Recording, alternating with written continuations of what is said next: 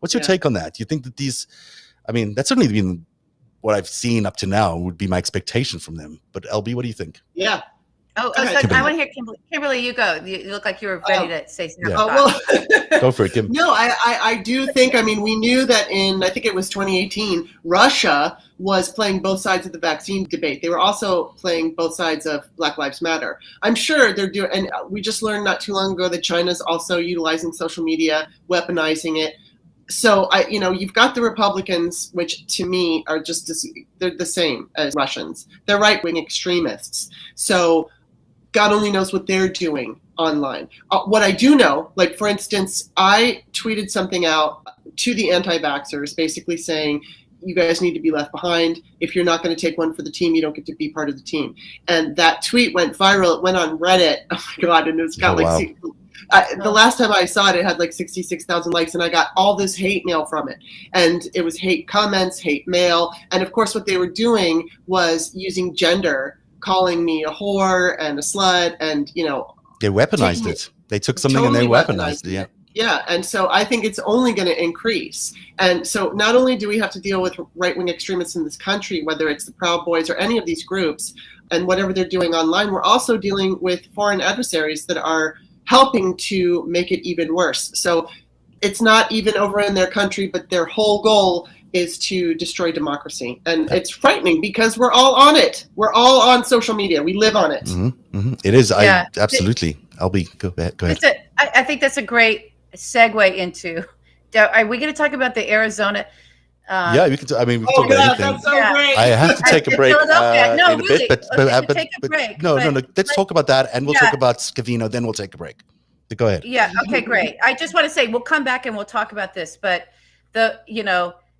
I think everybody needs to, and I think it was our buddy AG that was like, stop making fun of this Arizona audit, That was a good tweet. And I've been trying to raise the flag as well, and Dave Troy did as well, like, this is a data harvesting in a way that is really infringing on our privacy, and no one's standing in the way of it, and this is a real problem.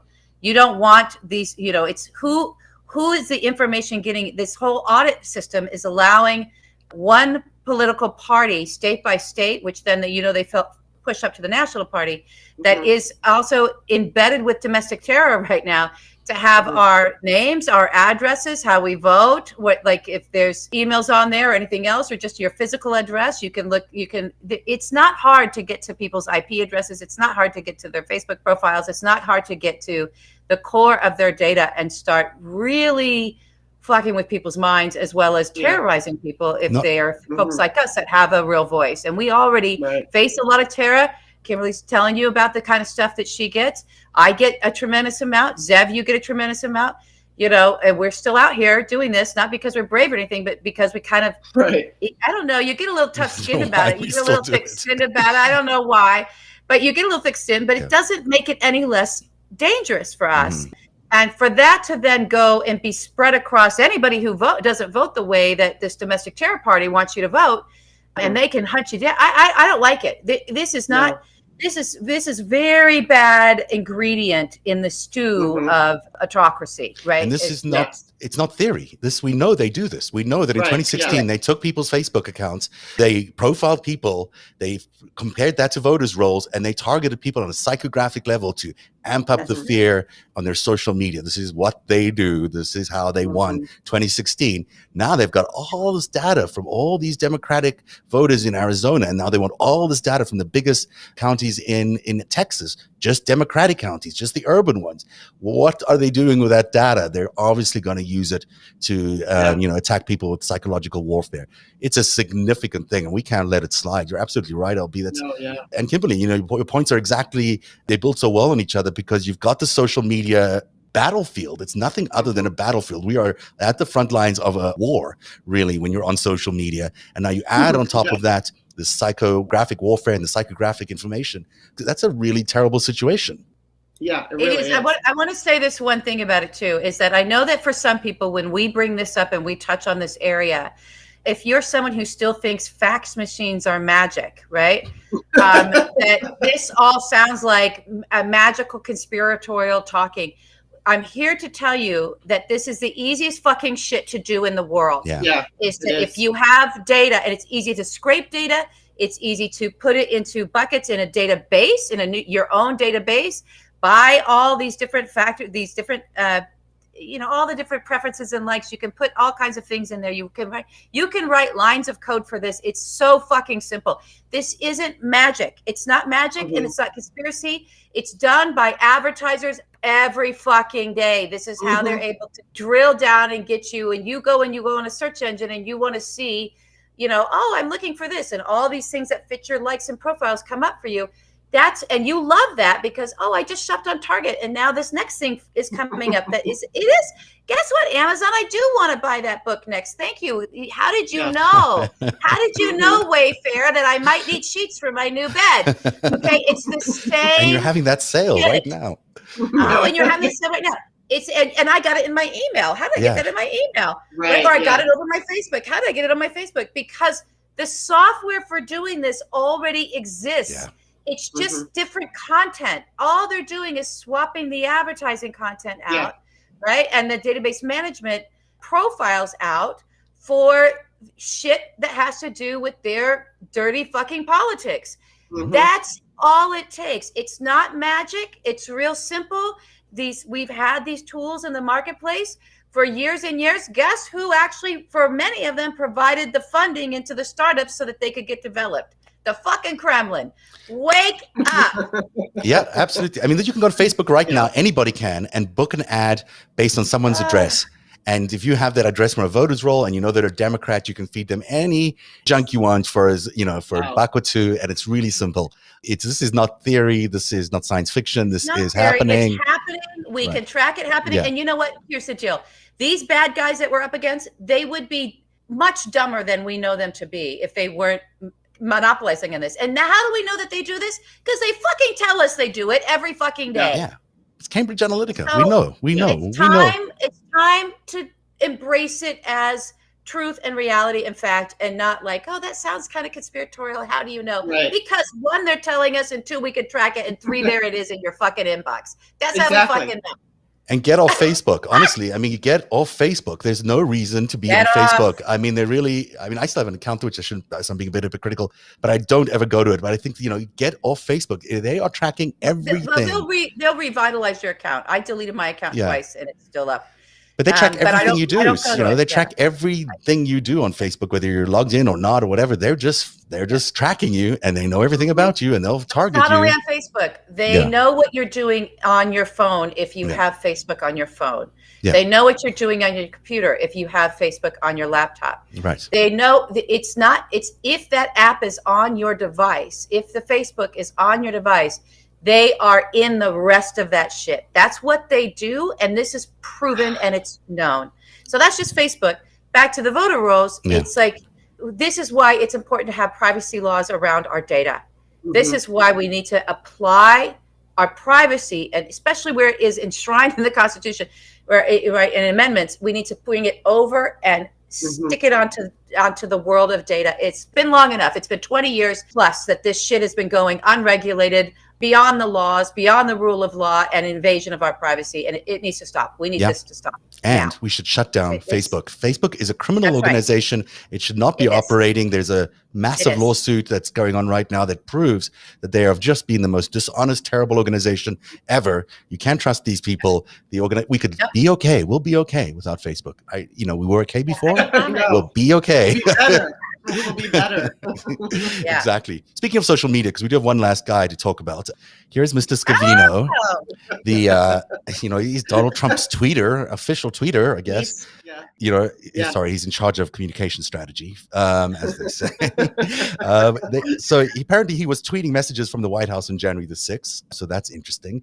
And they suggest that you have knowledge concerning communications involving elections and rallies and activities supporting and including the former president of January the 6th. Well, yes. I mean, he's there all the time. He's been with Trump for 10 years. So he knows what Trump's about. He's the golf guy. He's the caddy, right? Yeah, I think so. I think it was his past. But So it'll be interesting to see how he reacts. And I mean, I think they're all going to plead the fifth. But it'll be fascinating to see what happens with these people. I think that, again, they're going to say no, and then they're just going to have to go through the whole thing to get them in, whether they arrest them or whatever it is they do to get them in. I'm hoping that the Democrats have a plan to kind of question them in a way that sends them off and gets them to answer stuff. Because we all fucking know what they did. We know. We all fucking know. And the truth is, Scavino really knows what Donald Trump is all about. Yes. And this was really designed to get under Trump's skin, because I feel like you're right. I think that this one was we're going to just we're going to fuck with Trump. Yeah. We're going to make it really, really uncomfortable, because Scavino knows everything, and they must have access to all these documents, and this is going beyond tweeting. I think Scavino knows everything there is to know. Don Jr. grab as well. I do.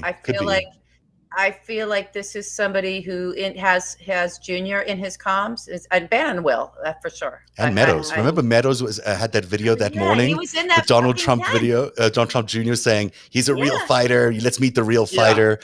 How do you know he's the real fighter? How do you know what he's been up to and how much fighting he's been doing? That's going to be interesting. There's no doubt that that's a good choice. They did a good choice. Now, we've only done like one of the 10 stories I was trying to try and do. I'm going to run a commercial break.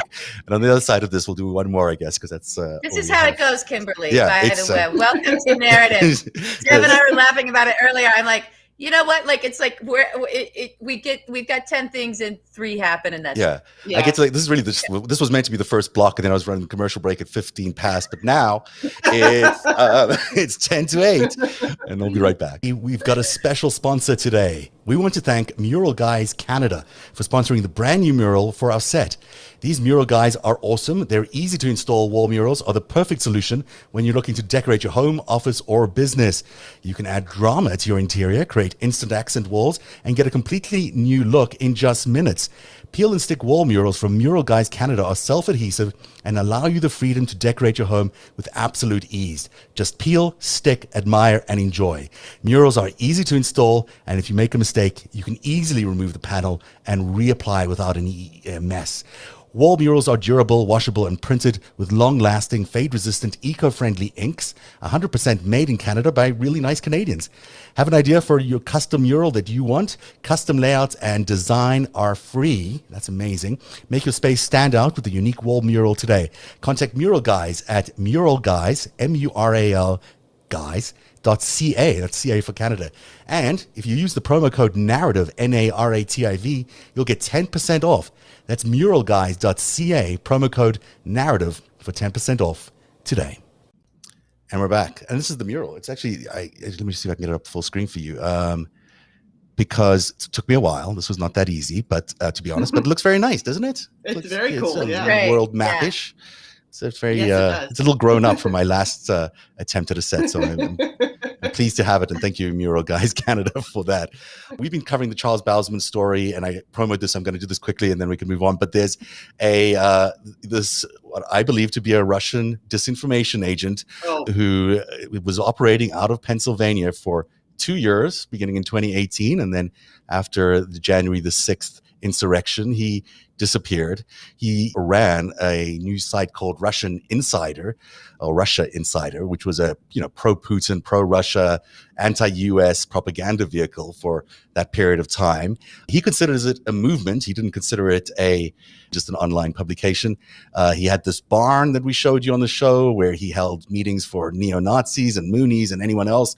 And then 3 days before the insurrection, held meetings on the same day that other people were in town for talking about the insurrection. So he is a Russian disinformation agent, or a leader of a movement, as he describes himself, who's taking part in planning the insurrection. And now we know he was also at the Capitol, because we have actual video of him at the Capitol. So I'm going to play you some video that these open source researchers who have gone through every little bit of tape in the entire world. They're so good, but they went through every camera, every surveillance camera, every feed that you could find. And they have tracked everybody that's been arrested basically up until now by the FBI. And they were able to find Bousman. That was the challenge, and they found him. And I'm going to play you some tapes so we can take a look at who this guy is and what he was doing on January the 6th. And this is, the start of this video.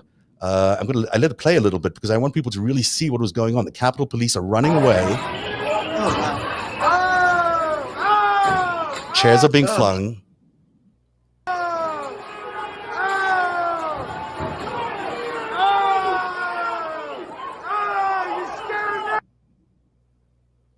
So this was basically what I just told you again. But, you see the cops really running away here. And then the next thing you see is the first glimpse of Bousman. And he's got his cell phone up because he, I think, was live streaming. He certainly was shooting video, but maybe even live streaming.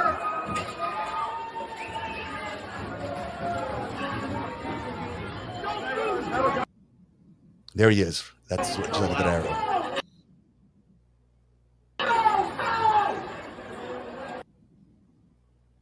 I mean, it's chaos.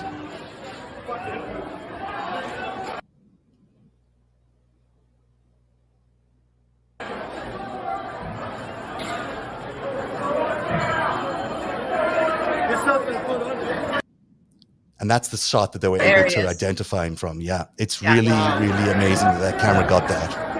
Wow. That's him again. This is another camera finding him, and he's just going around capturing everything. Yeah, he's filming it.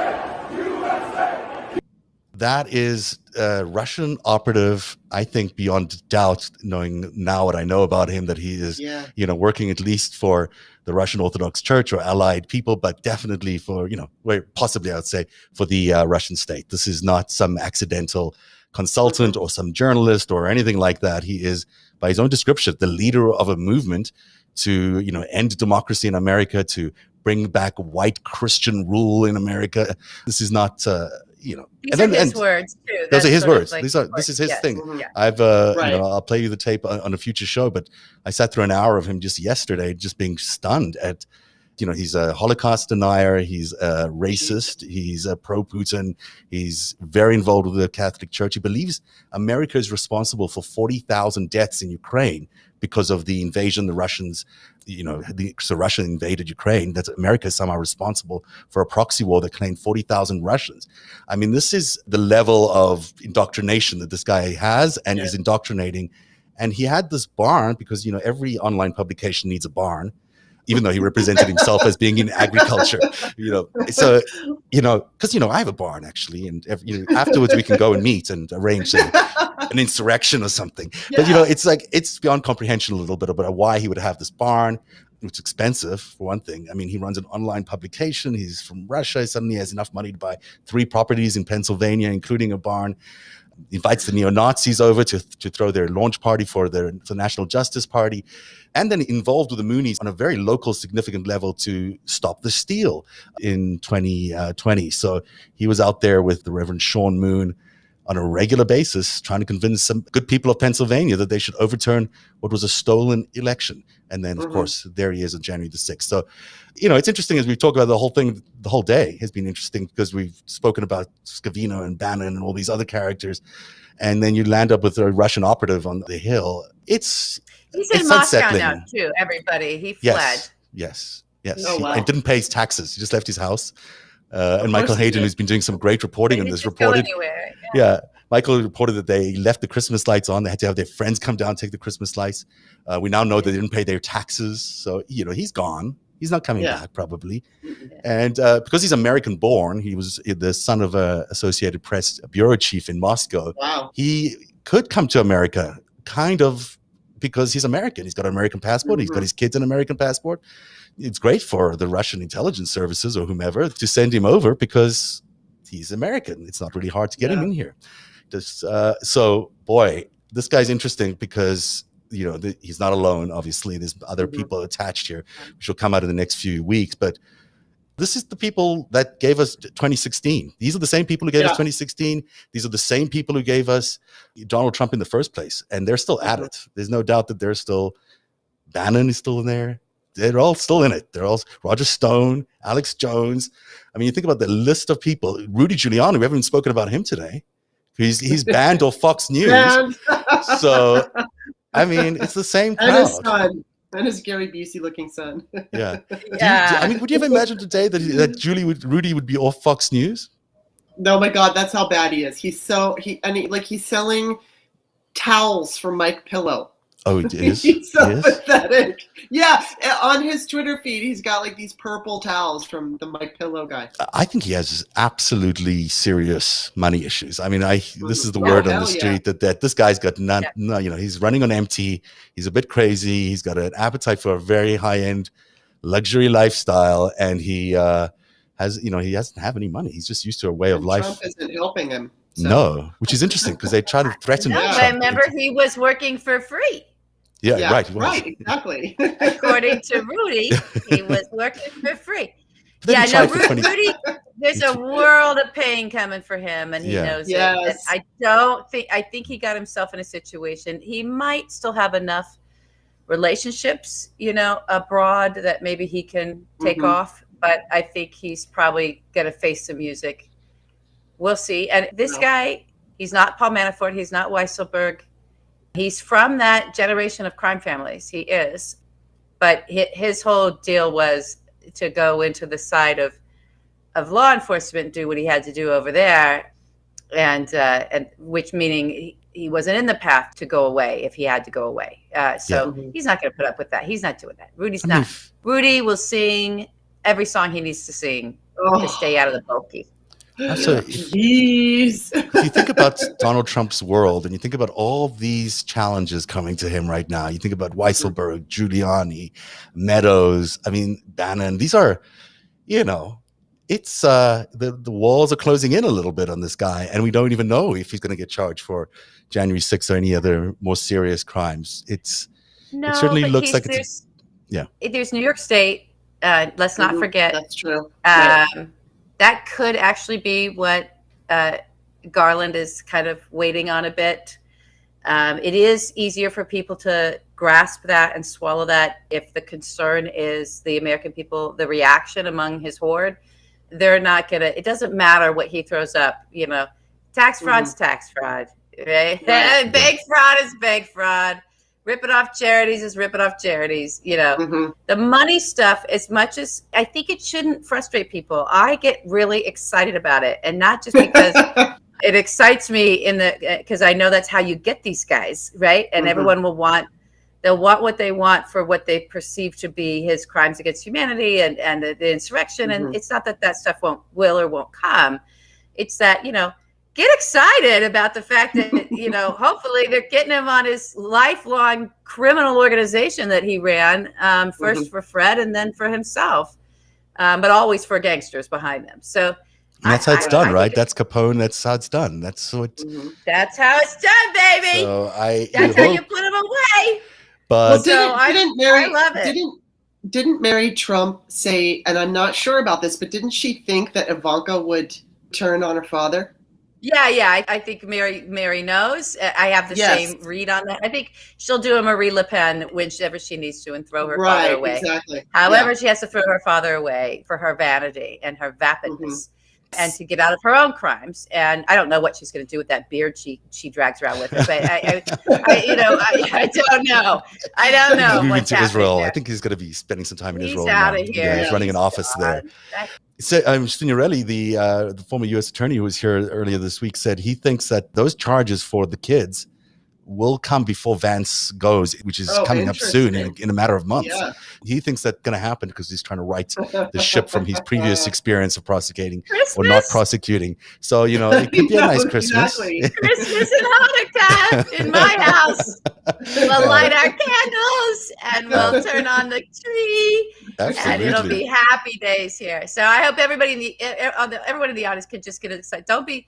Yes, it's a massive gaslighting going on. Yes, our brains are being, you know, outraged intentionally and all this stuff, and it's just horrible. So we won't fight, but it is delicious, goddamn candy when these guys go down for their money. Yeah, it's the best. It's the best. It is. It's so great, you know, because that's all they care about. That's the other part of it. Is all he cares. He doesn't care about this country. He doesn't care about. He doesn't give it. He doesn't. But he cares about his con. He doesn't want to be exposed, and underneath that they really care about their money. They really, really do.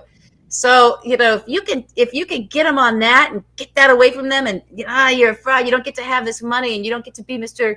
Pretend billionaire even anymore. That's a win. That's a win across the board. Absolutely. Right? And, I say gaslighting because I think people just need to see it as what's going on as gaslighting, because you can't fall for this stuff. You just can't fall for the polarization effort that they're going to try to do for everybody now. You just have to see it for what it is and ignore it. Just move on. They're going to try to do what they need to try and do, but we don't have to fall for it. You can just walk away or just not look at it. Kimberley, it's almost time to go. So I wanted to give you a chance to talk about anything you want to talk about. And then if you want to promote your podcast or your books, that would be great too. Oh, well, then, you know what? I'll just do that. We didn't get an opportunity to really talk about abortion, but since I have this platform right now, I did write a book called Peyton's Choice, and it's about a teenage girl, kind of very loosely based on my life. I'd never had an abortion, but she was 17. Peyton has an abortion, and I tried to tie in, I got the idea to do this book. I think it was in 2013, 2014, and I thought, what I wanted to do was show a realistic relationship with the teenager where she was dating this really good guy, but the good guy sometimes was a bit of a jerk, and he just didn't, he came from old school parents, and so how she handled him during the whole process of going through the abortion and everything, I wanted to make a book where young people could read it and kind of giving it away, but the story is that she doesn't really have any regrets. She has the abortion and she doesn't have regrets. And then I think it's really important, whether this book or anything having to do with reproductive issues, that women understand what's going on, and not just women, men, because what I see in Twitter comments is men will say, oh, abortion is so hard and it's the hardest choice a woman will ever have to make. And in some cases, that's absolutely true. But in many cases, it's not hard at all. And we don't want your sympathy. We don't want you to feel sorry for us. Just like when I get comments of hate and stuff like that, and men come on and they're like, I'm so sorry you have to deal with this. It's like, don't be sorry, but just be aware. This is what's happening. This is what comes from a patriarchy when a woman is vocal about whether it's abortion or masks or vaccines or anything. They are hit with slut and bitch and all the weaponizing the gender thing. So that's kind of why I wanted to write Peyton's Choice, just for women, for young women to feel like that they're empowered, because I'm afraid we're going to see Roe gone, even though it's basically gone now. That was just off the top of my head. So, and then on my podcast, I have lovely people like LB, and I just had to tell you that on 1/6, while that was happening, I was talking with Greg Oliar.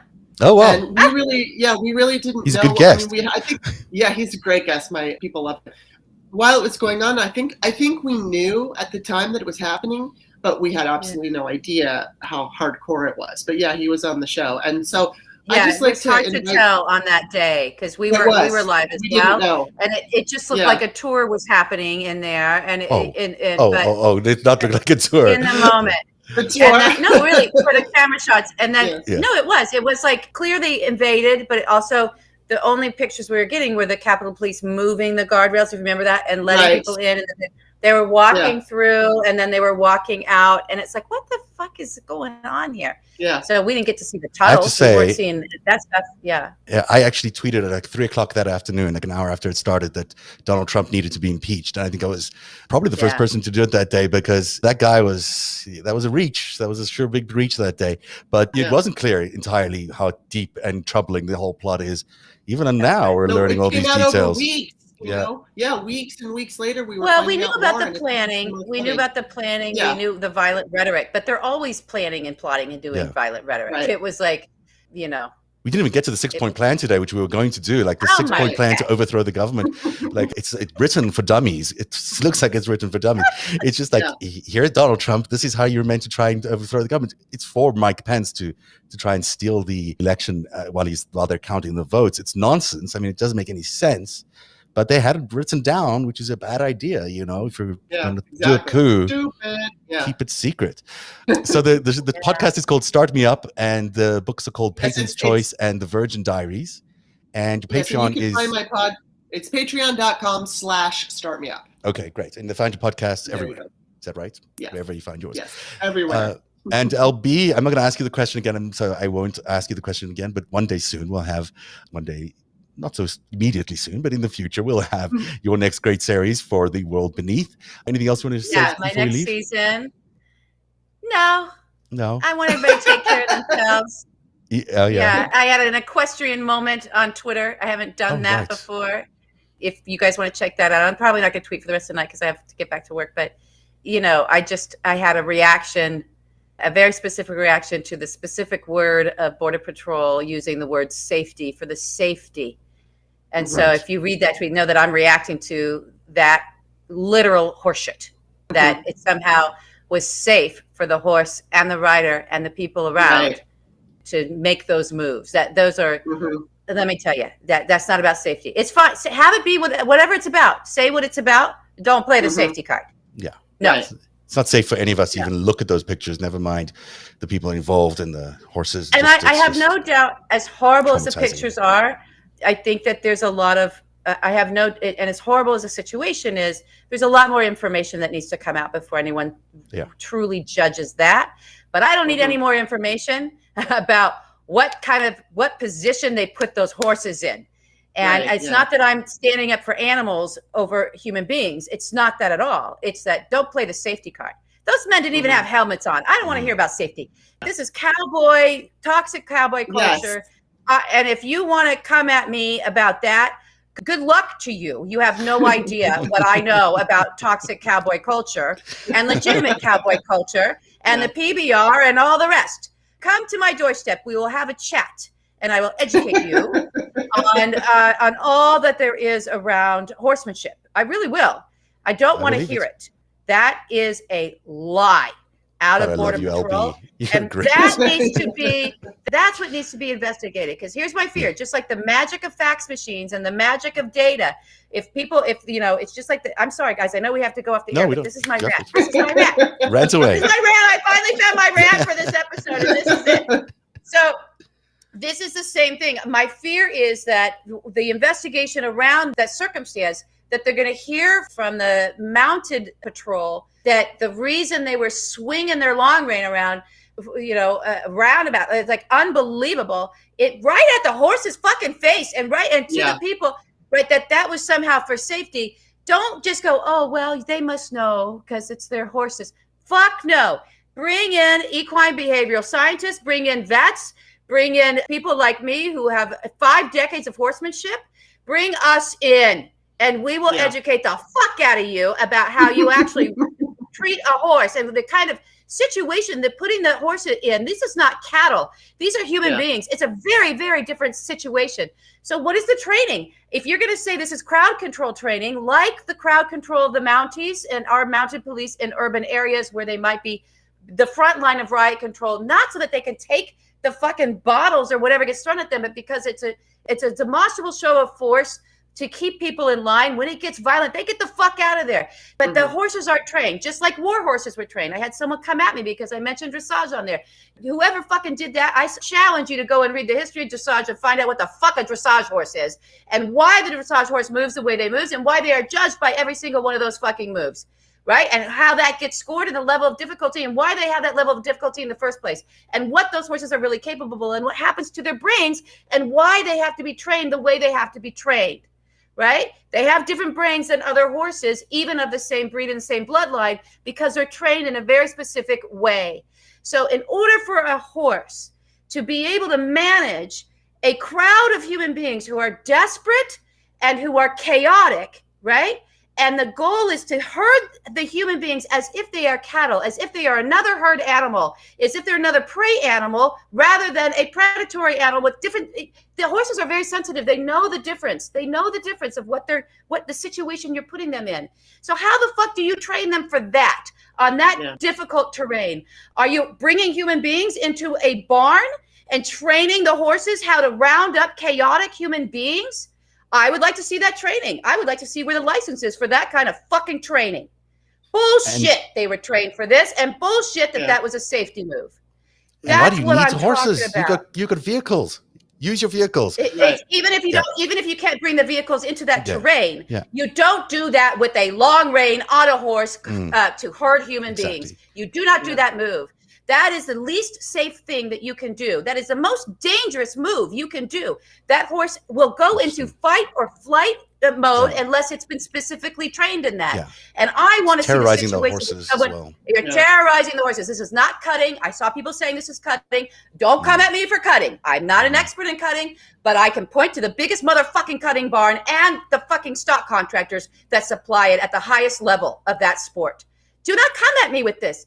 I'm not that people are, but they were on Twitter. So this is what horse Twitter needs to rise up. It does. It needs to come up and come to the fucking conversation and get in the discourse and talk about how fucked up that situation is from the perspective of care for the horse and safety for everybody, safety for the rider. My God. And then we can get into all the other stuff. I am this way about this because this was the excuse that the Border Patrol put out on Twitter and then continued to be reinforced. And people were reinforcing it, having no idea what the fuck they were talking about. Let me just say that whole border situation and the border police have been doing things in the Biden administration which are sort of insensible. It doesn't feel authentic, and it feels like it's designed to optically look terrible for this administration and to trap them in situations. And there's a affinity between Trump and that border police that has been, well documented. These things, we don't know for sure what happened to cause that event, but there are a lot of questions still to be answered about how those immigrants got there. But what you're saying about the horses, I mean, to use horses in this way and to use it what feels like they have to be trained in this way. It's just absolutely true. So listen, just to round that out so people know, dressage horses know their moves because they were war horses and they were trained in those moves. Why did they have to be trained in that moves, and why is that such a very specific discipline? And why are the brains of these horses very different because of the training? Because it's going against their nature to move like that. Show jumpers, huntsy equitation, steeplechasing, even horse racing, as abusive as that sport is, those are sports that are within the natural prey instinct of the animal, right? Dressage is not. Dressage is not, specifically because for a horse to go into a battlefield and not run away and fight and flight, where they're facing down predators, human beings, right, who don't, they know what we are. It's the fact that they let us on their back in the first place is a fucking miracle every time, right? So that's why those moves are the way they move, and that training is the way it is because it was born out of a use of a horse in a situation where they would normally run, right? Because they have that instinct, right? Because they're prey animals, they're herd animals, and they're the oldest mammals that we have. They're the most ancient. This is ancient DNA that through the training, you have to get their brains into a different place so that they can actually do this. I had no idea about any of that, but that's amazing, LB. Thank you for sharing. That's really interesting. It's the same thing with if you're going to put a horse in a crowd control situation, same kind of very careful training. You don't put a green horse in there. You don't just grab a rodeo horse and shove a rodeo horse just because you wear a cowboy hat and you're going to go around some difficult terrain and think that horse is going to be able to manage that situation of herding human beings like cattle. And so if they are trained in that, I want to see the training facility. Yeah, I doubt they're trained for that. If they are, it's be horrific. But how could they be trained for that? And anyone who's been around horses knows how sensitive and spiritual and soulful they are. And it's putting them in that situation is just human. It's just cruelty. Fucking it's just dangerous. cruelty. If you're swinging a fucking long rein around, it's really dangerous. Don't say it's for safety. Yeah, it's not. Yeah. It's not a whip. They're right in that. It's not a whip. It's a long rein. Technically, it's not a whip. But it's not safe for the horses. It's not safe for the people, and you look terrible. The optics are just awful. Yeah. So there's no win out of using these horses in that situation. You're just demeaning people and torturing horses and making yourself look bad. So good for you for ranting on that. Thank you. You did a good job. Well done. I hope I explained that well You made it pretty clear. I have no doubt in my mind. So thank you very much, LB. Thank you, Kimberley Johnson, for being here on the After Show this Friday on Narrative. I hope you enjoyed the show, everybody, and have a great weekend. We'll be back on Tuesday with another Narrative, and we'll look forward to being with you then. Have a good weekend, everybody. Bye. Thanks, Seth. Bye, Kimberley. Bye.